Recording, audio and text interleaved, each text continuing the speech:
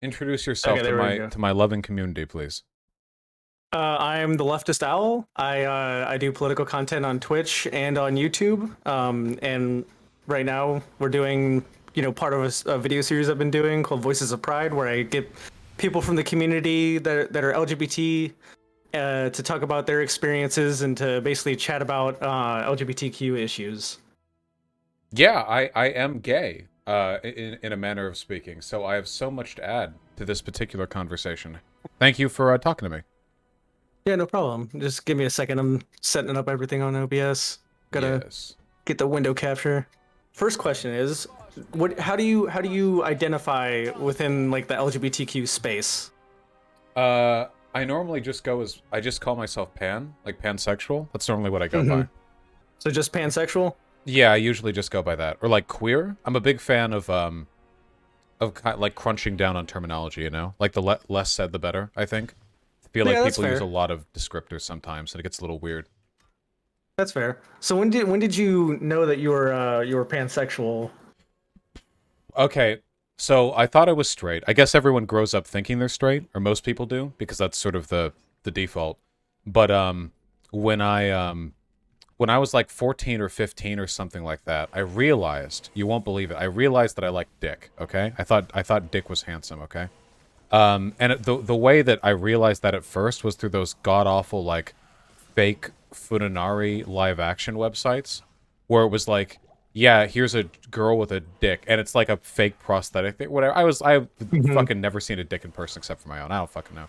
But anyway, those were, in retrospect, terrible. But a little while after that, I wondered, like, hey, you know, mathematically, if I like dicks, like, I'm probably going to have a way easier time finding them on guys. Do I like guys, or do I just like the dick? And a little while after that, I realized I didn't mind the guy thing either, so...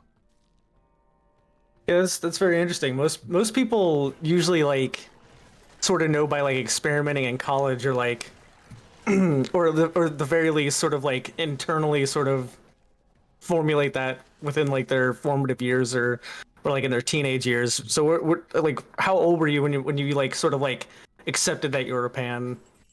I guess it would have been like 16. But I said bi back then, because I didn't know the difference between the terms. And I don't really think there is, in a practical sense, a difference between the terms. But I guess it was like 16. I was actually like super proud of it too, you know? I remember back when I was really, really, really, really, really young, like 6 or 7 or something, I was super proud of my Irish ancestry, even though I am 1/4 Irish, have never been to Ireland, don't know anything about Ireland, and don't care about Ireland. So when asked by my, like, second grade computer teacher to make an email handle, I picked Irish Laddie, which is stuck with me for some time afterwards. And I think that in the same spirit of desperately wanting to be part of like a community or have a fun descriptor to attach myself to, the moment I thought I might be into dudes, I was like telling all my friends like, "Yep, I'm actually bi." Ha! Aren't I cool? Like that kind of thing, you know? Cool kid in school that's bi. Yeah, exactly. So did religion ever have an influence in your experiences as someone that's LGBTQ? No, my parents are pretty much agnostic, and the community that I was raised in is really, really Jewish. Beverly Hills and like the Hollywood area. And they aren't like super fucking annoying the way a lot of Christians tend to be when they heavily dominate a region's politics and culture. The only I was like never proselytized at, even by the Orthodox Jews. And I'm pretty sure Orthodox Jews tend to be pretty homophobic too, but they were never they were never a pain in the ass or anything like that. So I never really experienced any mistreatment on account of my you know, my identity or preferences. Well, that's good. I grew up mostly in the Bible Belt, so like if I had been queer in those spaces, it would have been very very different. But Oh yeah. it's good that Oh yeah. yeah, it's definitely good that you didn't feel any external pressure from people for the most part. Which kind of leads into my next question. I usually ask if they ever have conflicting feelings throughout their childhood about like being who they are and stuff like that. But I think we could skip that. Um, No, I was pretty oh well really? adjusted about it. No, Yeah. as in you're Okay. correct. I never even had a conversation with my parents about it, because I thought my thoughts were when I was young, like in mid to late high school, like I could talk to my parents and say like, "Hey, just so you know, like I'm bi or I'm pan, I'm into guys too." And considering how progressive my parents had always been, I thought about it and I thought, what am I even going to get out of that conversation? Like all they're going to do is tell me, "Oh, of course we love you anyway." It's like like what am I even telling them for? Like I there's no other outcome that they would give me. There's no negative outcome here. It would just be like a 2-minute conversation. If anything, they'd be annoying about it because they'd be like, "Oh my god, thank you. You're so brave for telling us." And I'd be like, "No, it's fine." So I just opted not to tell them and never have told them. And then I just casually mentioned at some point in the future, like, "Oh yeah, well there was this guy I hooked up with, and it was never questioned or nobody had any issues with it." So yeah. It's just we skipped the whole conversation basically. Yeah, well, that's always good too. You always hear about people coming out, but like the parents just sort of silently accepting you is also pretty rad. Yeah, I guess that should be like the right.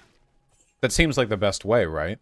I mean, because you never have the conversation if you're straight. You never have to go like, Yeah. "Yeah, I'm straight." So it seems like a sort of assumed default acceptance is the best possible outcome. At least it made If me feel good. anything, if anything's growing up in certain areas, it's sort of like the opposite, where like parents will like worry if their kid is gay, and it's like really weird. Like I've heard parents like be like, oh well, I'm glad I was worried he was gay for a second there or something like that, Yeah. and it's just really bizarre. Yeah, it's I had friends who were in that position too, because well, they did turn out to be gay, so their parents' deepest fears were totally valid, but or warranted, I should say. But where it's they're like, "Oh, I'm so glad that my son went to this hunting trip, or they went to this computer science thing or whatever, because I thought they were gay, and this will be good to make them more manly or whatever." And of course, it never fucking works that way, right? I mean, you go on a hunting trip if Yeah. you're a gay lad, and you find other gay lads on the hunting trip who are also sent there by their homophobic fathers. So it's pretty much an ongoing process. Yeah. Oh my god, that reminded me just briefly of like the Jesus camp stuff. Did you ever see like that documentary? Yes, I think I know the one you're talking about specifically. Yeah. Oh yeah, it's rough. So Yeah. what was your experience going through school as LGBT? Like were you ever like what was like going through school like for you as someone that was part of the LGBTQ spectrum, as it were? I wish I had more of a like victimhood story to jerk off over, but honestly, it really didn't change that much. I was never bullied. Like I guess sometimes like I got called the F slur, but I think it was the same amount as I got called the F slur before I realized that I was into guys too. So I think that might have been the acceptable, sexuality neutral F slur. Not so much the targeted. I never felt like I was attacked over it really. Even the bully, I didn't really have like bullies, I guess, because I was a big kid. I wasn't super popular, but I wasn't like prime being mean to material. But even then, the mean comments that I got were always more classic bully shit, like you're fat or like four eyes or whatever. Well, I guess the you're fat thing stopped because I started working out pretty early. But you know what I mean. It was never really targeted along those Hmm. lines. It might have also been like an accessibility thing because I don't. I mean, I don't. I don't think I fucked any guys when I was in high school. Not until later. I don't. Actually, wait. I'm trying to remember. Did I? I don't remember. I don't think that I did. So no, no. It would have been. It would have been early college. No, Vermin, that was the full time, like full penetration. There was stuff before that. Yeah, no, it wouldn't have been in high school. So anyway, I don't know if I gave people the opportunity to make fun of me. I wasn't like making out with dudes in the hallway or whatever. Well, beyond just like the bullying stuff, like what was it like going through school? Like, did you have friends that were like also LGBT? Did you guys like have like a little like sort of clique within the school? I had no, my clique were all fucking nerds. We played WoW and shit. I had the one person who I was hooking up with back then was a girl who was also bi or pan or whatever, but she was also, I don't know if she was really a pariah. We didn't have the same social circle. I don't really think that I bonded with anyone over it. That didn't really happen until college. Because Beverly High was a pretty progressive place, in the sense that, at least with LGBTQ stuff, I don't think it was as bad as a lot of other high schools seem to be with that kind of stuff.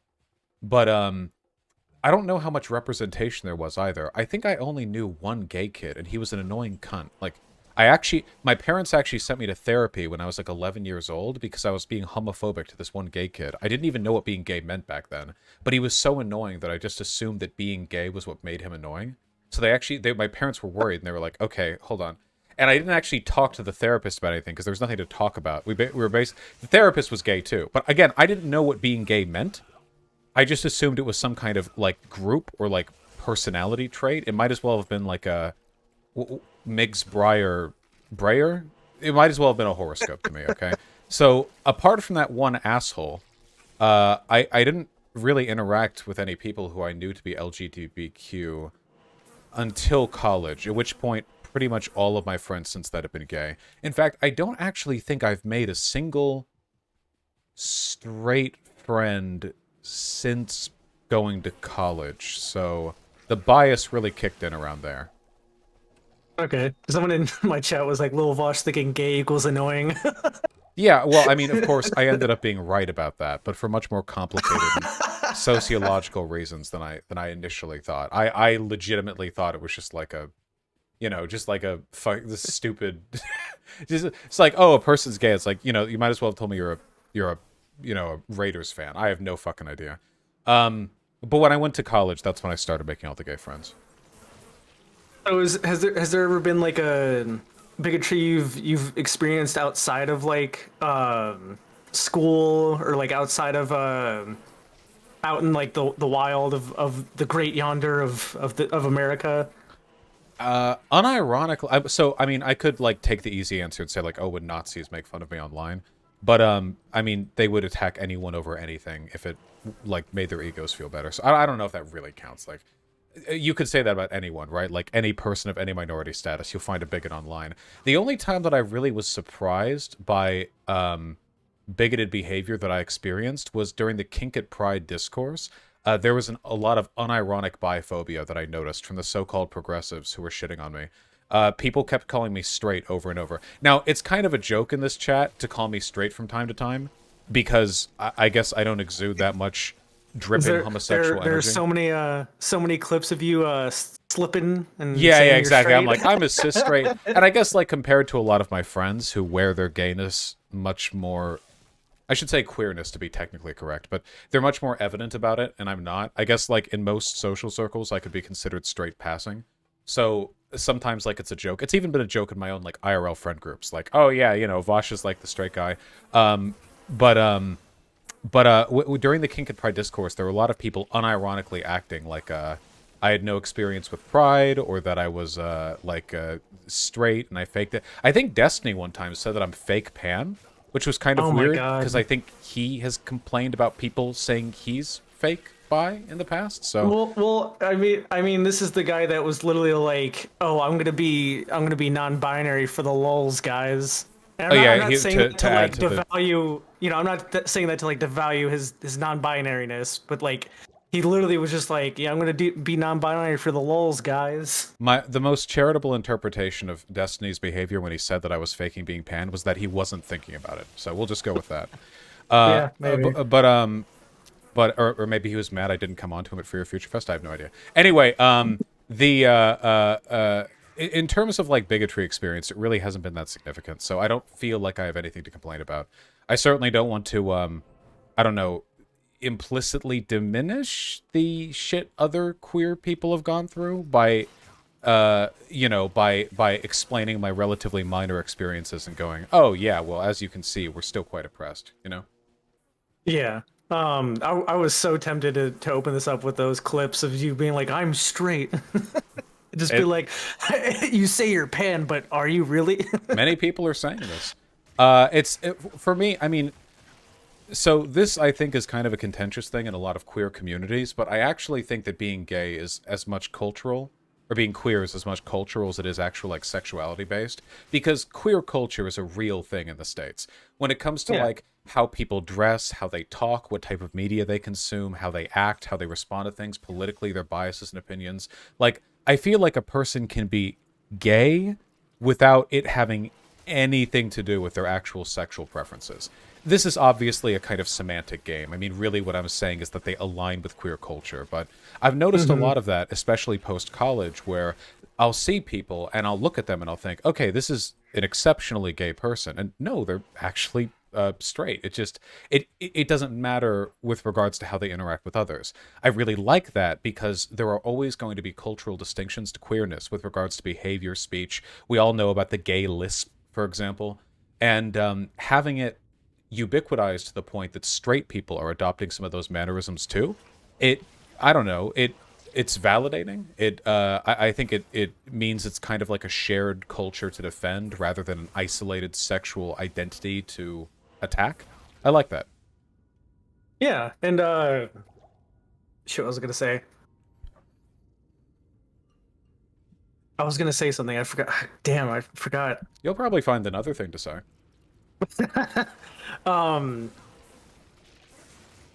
I was very specific. It was specific to what you were saying too.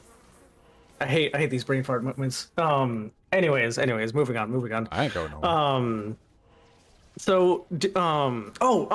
I remember.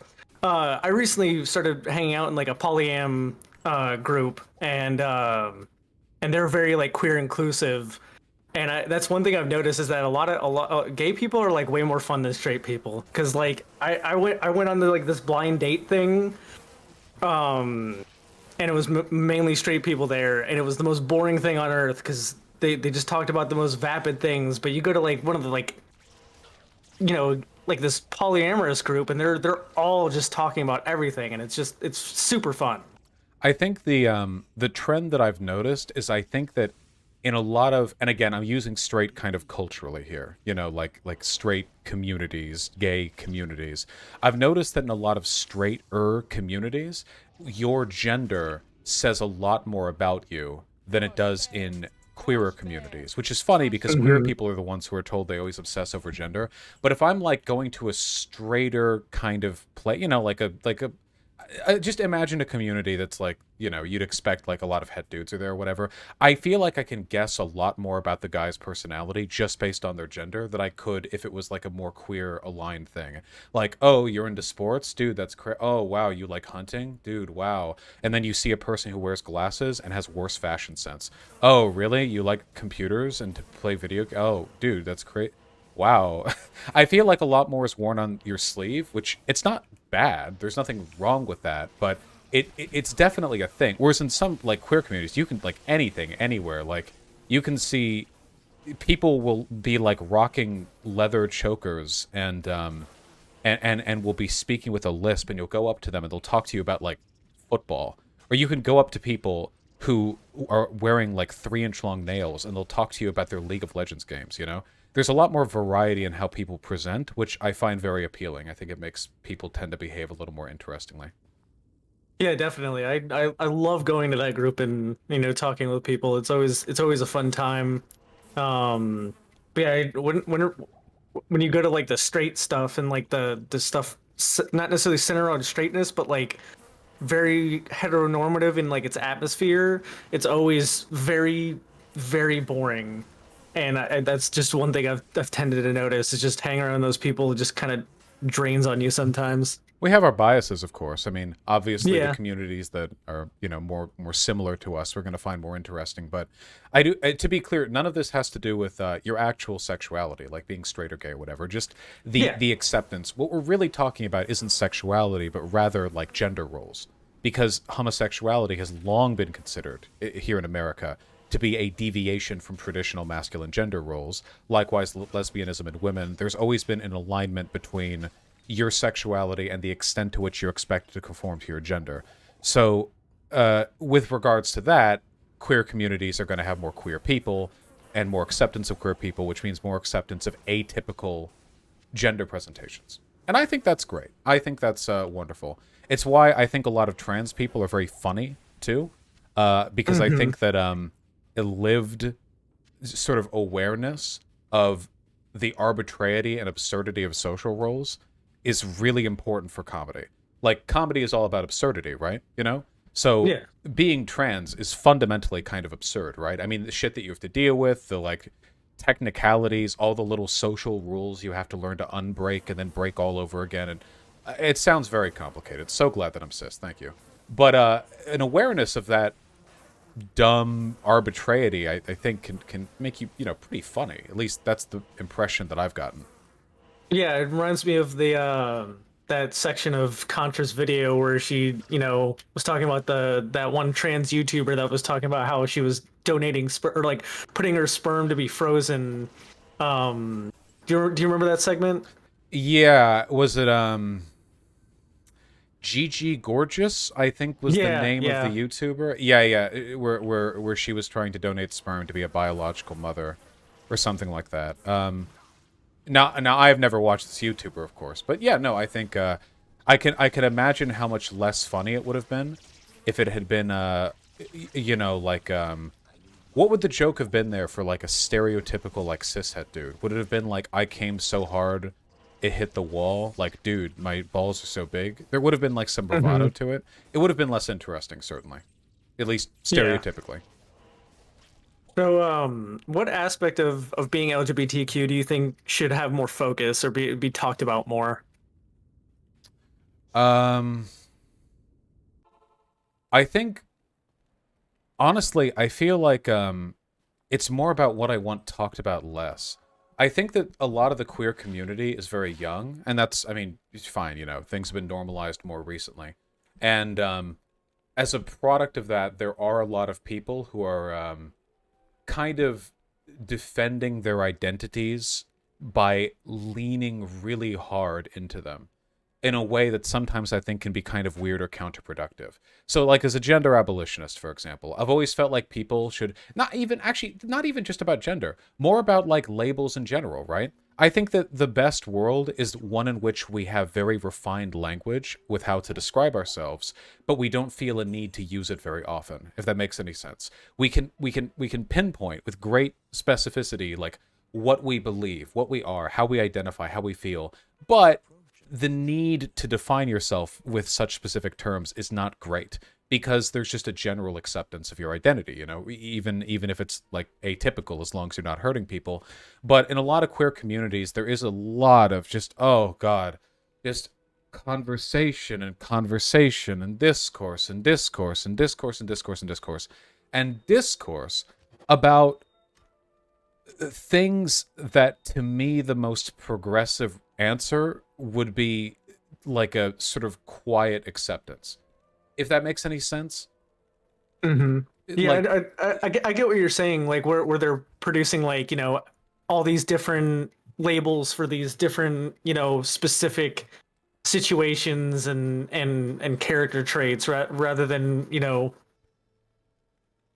accepting that human language is like limited in its scope of being able to encapsulate the human experience. yeah, it's like a good example of this would be flags, right? Like, Hmm.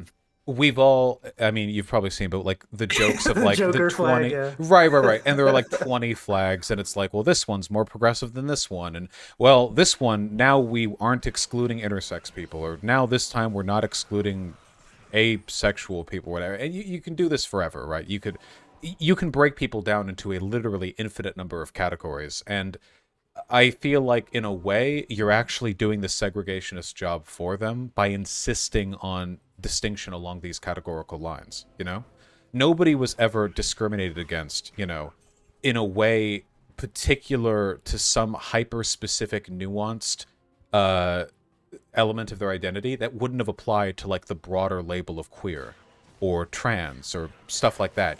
At a point, there's no longer any utility to the definitions you're using, and it just becomes a kind of categorical satiation that makes you feel special for having a term that describes you so specifically. But at that point, we're talking nicknames, so maybe we should roll back our obsession with that level of hyper specificity and instead we should focus on broader aims. Let's minimize the infighting. Let's work on positive messaging that's effective at carrying all of us across the water. Stuff like that.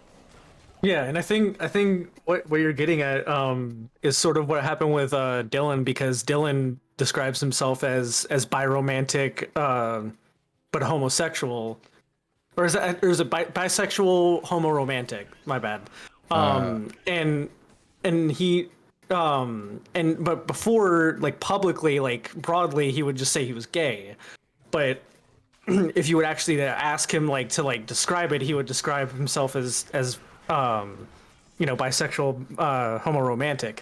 And I think that that can also get a little weird, where you just don't want to explain like every single thing you are. You just want to catch all term to just describe yourself. yeah, of course, there's nothing wrong with having the specific language when called upon, but sometimes it Yeah. just gets into like weird infighty stuff, Like, God, if you see some of the TikTok discourse, and every once in a while these videos make their way to my eyeballs, it's like the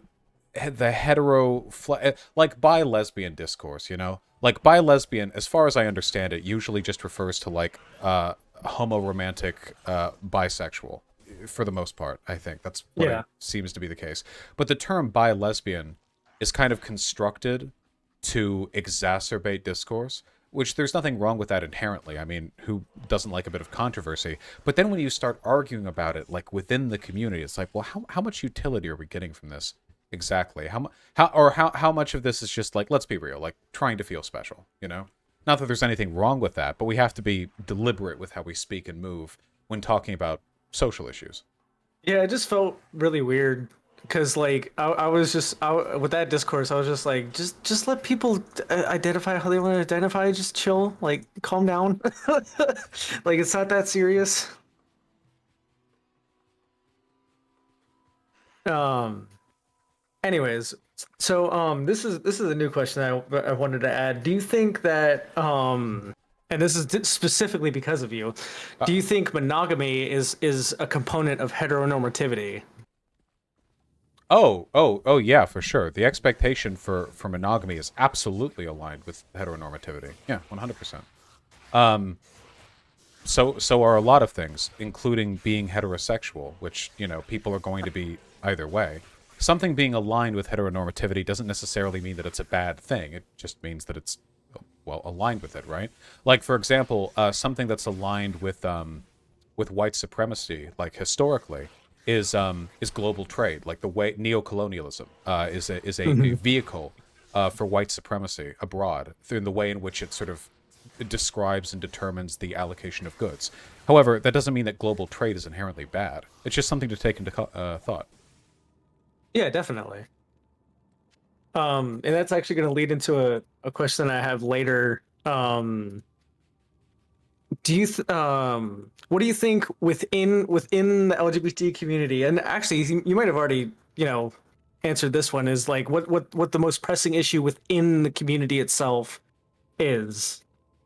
Within the LGBTQ community? Yes. Well, I mean, this is kind of like a broad lefty thing, but the need to move past infighting is always pretty essential, I think. It can be Hmm. it can be incredibly destructive, the impulse to defend your group against some kind of optically damaging fringe element of another in a way that hurts both of you. So, for example, there are trans people who will, or binary trans people who will distance themselves from non-binary people because they say that non-binary people are going to empower straight people, genociding all of them or something. But this is like an infinitely fractal process, right? Correct. Stonewall, trans people were very present at Stonewall, but after Stonewall, the broader queer movement kind of went quiet about trans people, even though that was the one of the big kickoffs for the movement, because they knew that trans people would be much harder to defend than than like cisgender gay people. So it was something that they essentially they threw them under the bus. And tactical considerations like that are always going to be a part of social movements, but sometimes you do have to put one up and form a united front. I don't know how Yeah, much definitely. this happens today outside of the TERFs, though. They're the biggest one, right? They're trying to do the Yeah. whole LGB drop the T thing. That's like the big. That's like the biggest, most pervasive way in which this behavior is currently manifest. Yeah, definitely. And Turf Island is not helping. Yeah, no, it's not. And they'll side with the far right too. I mean, it's very clear that if your fight for quote women's liberation involves allying with anti-feminists, there's definitely some kind of misprioritization taking place somewhere along the There line. was there was literally a turf I saw who legitimately thought that that maleness was like a biological aberration rather than like a natural part of humanity. That's pretty wild stuff. And the left movement, speaking of avoiding infighting, the broader left movement is a little bit responsible for this because for the longest time, feminists were not willing to oust man-haters from their community. I don't think that, by the way, man-hating feminists are like a huge portion of feminists or whatever, but they definitely are part of it. And for the Definitely, yeah. yeah, like the whole kill all men types, but a lot of feminists never wanted to question that behavior because they viewed it as a kind of what's the term? When you ask bad faith questions to bait sympathy for a movement. What is that term?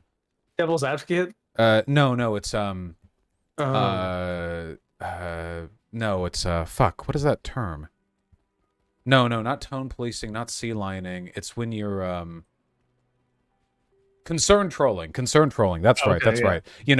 right. Oh, you think feminists should stop hating men? Pfft, well, you're just a fake anti-feminist who is exaggerating a problem within the movement to serve your own political ends. Well, I don't know. I mean, uh, it kind of turned into something pretty big and bad, didn't it? All of these turfs now, I mean, they're kind of being mainlined by like unironically misandrist lesbian cis women. That's something worth at least taking into consideration. Yeah, I saw this one take that from this supposed feminist that was basically like, why do I have to like raise my little brother to be a better man, or like be nice to my little brother knowing he's gonna grow up to like abuse women like and like treat women like shit. Why do I have to be expected to like raise a man to to be better or whatever? And I'm just like, you're literally just saying I give up, sexism gonna sexism, I'm just gonna do what I want to do, and it's just like that's not how feminism or like a movement works. You don't just throw up your fucking hands and just be like men gonna men and quit. It always comes down to essentialism, doesn't it? That's pretty much the root of every reactionary movement. The idea that bad things that people do are inherent to them on some kind of biological or spiritual level. So any effort at reaching out to them is either worthless or, should be tempered with the knowledge that they're kind of naturally inferior. Yeah, it's utterly bizarre. So you might have touched on this a little bit, but have you ever felt excluded from LGBT spaces due to misconceptions about your identity? Apart from the aforementioned biphobia, not so much, but that's mostly because I never really made that much of an effort to be a part of queer spaces. Mostly because, and again, I don't want to sound like a pick-me or whatever, but while I do like hanging around people and in communities that are generally quite queer, going specifically to queer communities always felt a little bit odd to me, you know? Like, so I have nothing in common with these people except for the fact that I'm not heterosexual or cisgender, right? It's not really like it's not the lead-in that I'm really looking for. Now, there's a big difference between like a queer space and a kind of like queer area that caters to something else entirely. So, for example, there were hiking groups back at my university that had big gay energy. But they weren't about like showing up and being gay or whatever. They were that was just happened to be a thing that they were. I don't know if I'd want to go to a queer party, but I would go to a party that was queer. But because of my aversion to sort of deliberate and specific queer communities, I never really had an opportunity to be excluded much. In the rare times that I would go, I'm loud and boisterous. So And what are they going to do? Kick me out, right? I mean, I can always talk my way through Mhm. that. Yeah. I've noticed that at least some people, when seeking out these spaces, will sometimes there can be like lingering internalized homophobia with some people in or transphobia that pushes some people out. But it's good that you haven't really experienced that. Oh yeah, for sure. I know that there are plenty of queer spaces that are still pretty exclusionary to trans people, for example, or to non-binary people. I know, for example, that there's a lot of biphobia in the LGBT community because there's a resentment towards them for their ability to straight pass, essentially. That Mhm. people who are exclusively homosexual, anytime they're acting out a romantic or a sexual drive, they have to do so in a way which socially alienates them. Whereas with bisexual people, the term they use is that we always have the option to be with a opposite gender partner or whatever, Mhm. But that's not really how it works, right? It's not like bi people are like, I'd like to face less stigma today. I will be with this person. I don't think it normally Yeah. goes that way. I guess it can for some, but I think for the most part, you just find who you like, and you're in for whatever storm that brews. Yeah, and there can be biases towards one gender or the other, but I don't, it shouldn't really matter to whether they're included into the LGBT spaces. Like it's always really weird when I see people like that. Yeah. Well, it is indeed pretty cringe, but I think that on the whole, the left and queer communities are more inclusive than they've ever been. So we should be happy about that at least. Yeah, definitely. Um, Next question: do you think non-monogamy and polyamory should fall under the LGBTQ umbrella? Um, Probably not. You could make an. I don't even know if I'd want to have the term queerness apply. It's Hmm. definitely something, but to me, non-monogamy would be more in like the. I think it's closer aligned to like the kink space than anything. There are people who have argued that being like into leather should be part of the queer community, and I've argued against that too. Pretty Right. pretty substantively. I don't think there's a strong cultural uh overlap there, or there's not much of an experiential overlap necessarily.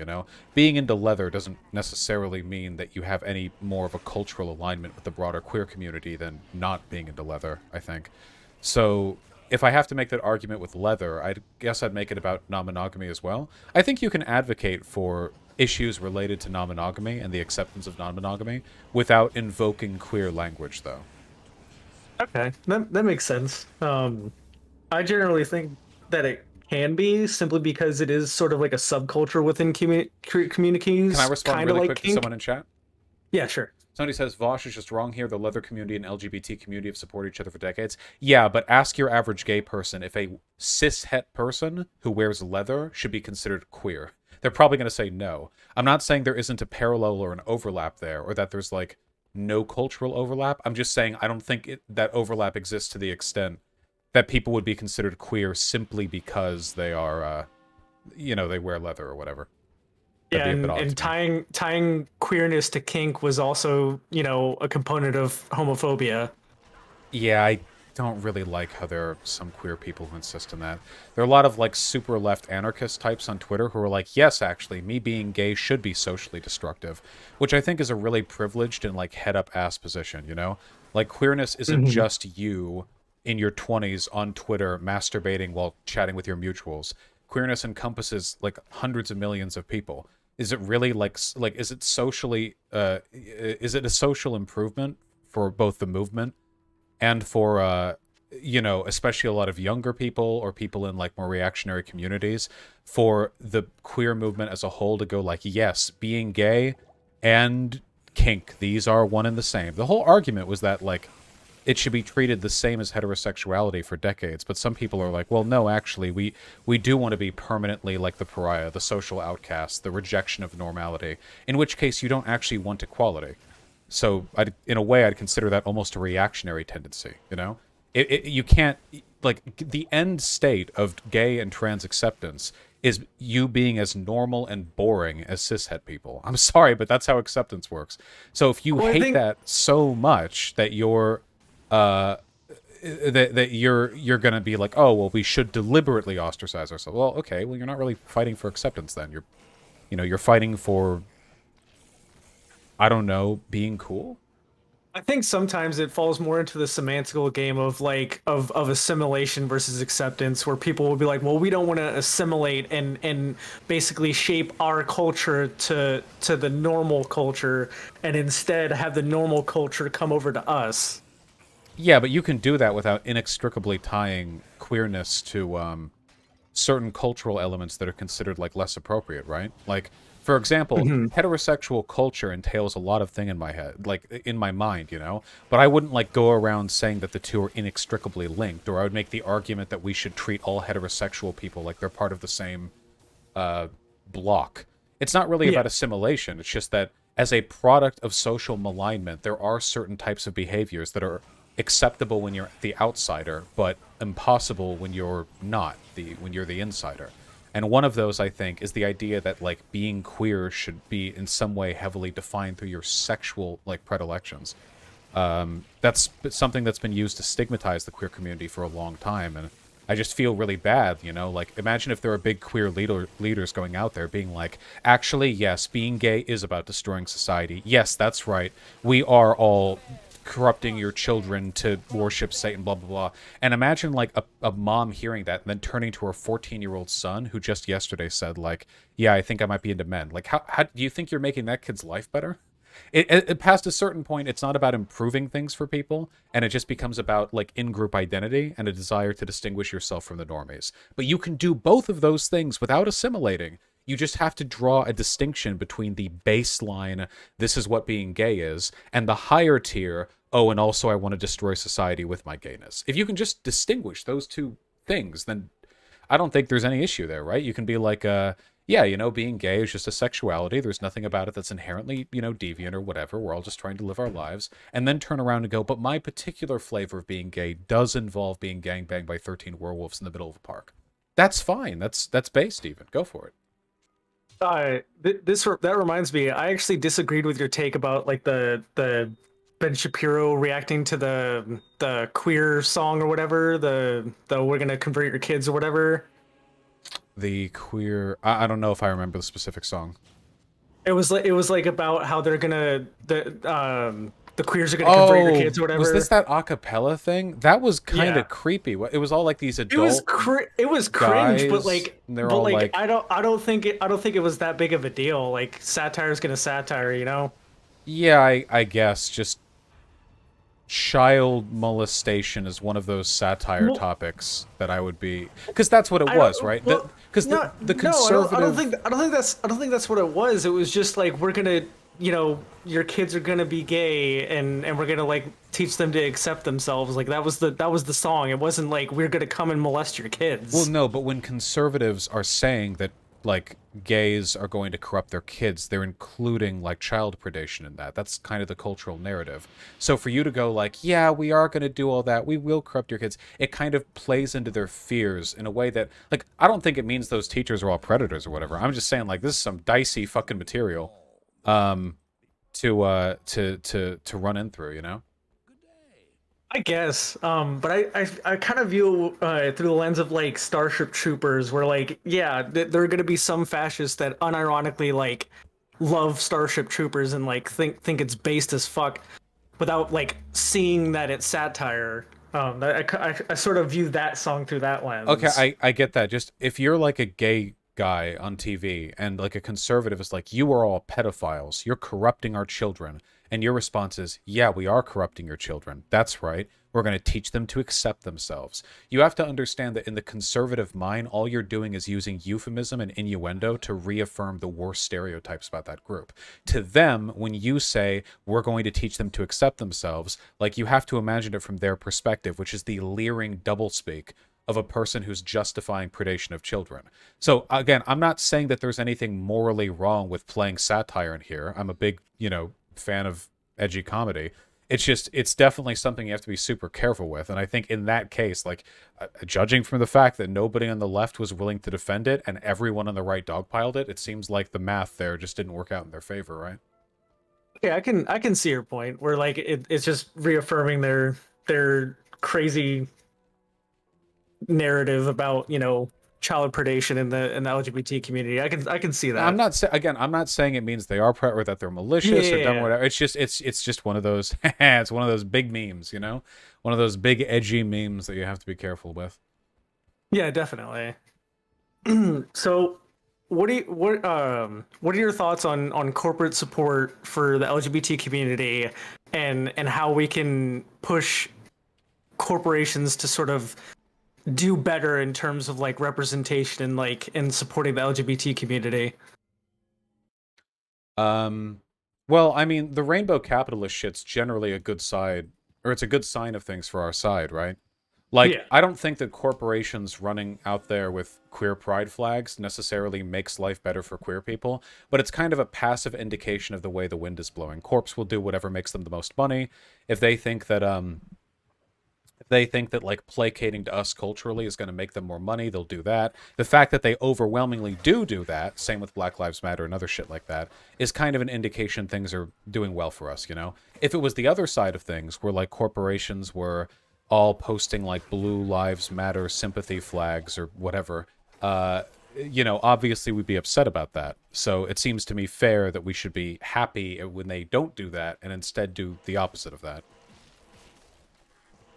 yeah, definitely. I think most of the people I've had on pretty much agree with that, where it's basically like just a good indication of where we're at culturally, but ultimately a lot of it's like empty gestures and sort of like it doesn't really affect people. Yeah, well, we should be cynical about it, of course, because the big risk here is that people think that what the corps are doing is enough. The real Hmm. threat is always going to be passivity and acceptance, or sorry, not acceptance. A better term would be what does it mean when you've achieved a certain level of something, but then you're done? Like you think, oh, that's enough. What is that term? Um, Uh, Complacency. Thank you, yeah, chat. Yeah, yeah, sorry. No, I'm hardcore blanking today. I haven't eaten enough food. Um, Complacency is the real threat. So we should simultaneously say, oh, it's good that these corporations are doing X or Y, and we should make fun of them for not doing more. In terms of what hmm more they could do, well, social supports. Well, I guess a good way to put it is like look at Netflix, right? Netflix spent millions of dollars on Dave Chappelle's like Turf special, but they're also outwardly, at least in optics, a progressive community. The best thing that they could really do is commit to the messaging that aligns with their branding. One of the best ways that I've seen this done in recent past is like modern cartoons are really fucking gay. Like on Cartoon Network, I don't know if you've like watched Steven Universe or Star vs. the Force of Evil or any of that other crap, but like I feel like modern cartoons are really really gay. Um in a good, I mean, yeah, like I'm yeah, saying a good way. yeah. They're much, Steven yeah. Universe was great, by the way. Yeah. I think, I mean, it tripped at a few hurdles, but like altogether I think that it's indicative of positive social forces. The Owl House is currently running, that's gay. There's always gay stuff. The Owl House is like a non-binary character, and this is, I mean, it's all happening so fast. It wasn't that long ago, 5 years ago, who knew what non-binary meant? Things are moving really really quickly, and that's great. So Yeah, I it, didn't even know what non-binary meant like 2, 3 years ago. yeah, it's I mean, it feels pretty goddamn new. Of course, obviously, historically, it's a bajillion years old, but we know Yeah, that's not what we're talking about. We're talking about like how long has it been culturally relevant, and the answer, at least here in America, is very little time. So the more we commit to stuff like that, I think the more uh, easily the more easily we'll be able to have these conversations in the future because we've all grown up with a kind of shared default acceptance for queer culture. yeah, definitely. And now to our final question: what does pride mean to you, and what does it represent? God, I think to me, so pride means a couple of things. First of all, I think it's vestigial. Pride only needs to exist because there's social opposition to fight against. Like Hmm. in a non-homophobic world or non-cis standard, in a world which was perfectly unbigoted, there would be no need for pride, because there would be no cultural defiance of stereotype or of hatred or of superstition. It would just be another sort of normal thing that you could be. But obviously, we don't live in that world. So I think right now it's a nice show of solidarity. I think that it's very uplifting. And I think it operates as a kind of cultural nexus for a lot of people, not even just gay people, but people in general, where it informs the way in which we navigate a really difficult and confusing, incomplete set of gender stereotypes. So I think Pride is good for those things. I think it's like a beacon in the dark, basically. Yeah, definitely. Thank you for coming on. Oh, and I recently heard about your worst airplane experience and how you fucked up your little dongle. My dongle. And I was just gonna make a suggestion for like a Bluetooth thing that you can get that won't break so easily. Okay, we were talking about how new non-binary stuff is, like in the cultural discourse. Mm-hmm. I know that Bluetooth is old, and I still don't trust it. I do not trust Bluetooth. I don't know what it is. I don't know how it works. I don't trust it. I use wired mice. I use a wired keyboard. I use wired earbuds. I don't know what Bluetooth is. I don't trust it. So it's just something that can that'll connect to your phone. You can still put your wired earbuds into, and it just connects to your phone. It sounds fake. But yes, please hit me with your recommendation. Yeah, send it over. Yeah, to me. I'll send you a few links in chat or whatever. But thank you for coming on again to Vaush's audience. I am the Leftist Owl. You can find me at twitch.tv/theleftistowl. I'm also on Twitter at the Lefty Owl, and on YouTube as the Leftist Owl. Though the algorithm completely buries me. It took a while for me to, Vaush Vidya. I was always getting dogged in search results by Vati Vidya. I have no idea why I chose a name so similar. Yeah, Not a great move on my part. Thank you for coming on. It's always a pleasure to talk to you. I've been watching you for a very long time, and I always enjoy your stuff. Thank you. I appreciate that. Well, I'm not going anywhere anytime soon. I hope so. Hopefully, there's more and better stuff in the future. Yeah, and hopefully we can collab again sometime in the future. Absolutely. Thank you for coming on. I appreciate it. Yeah, thank you for coming on to my little thing, and I'll talk to you later. You take care. You too.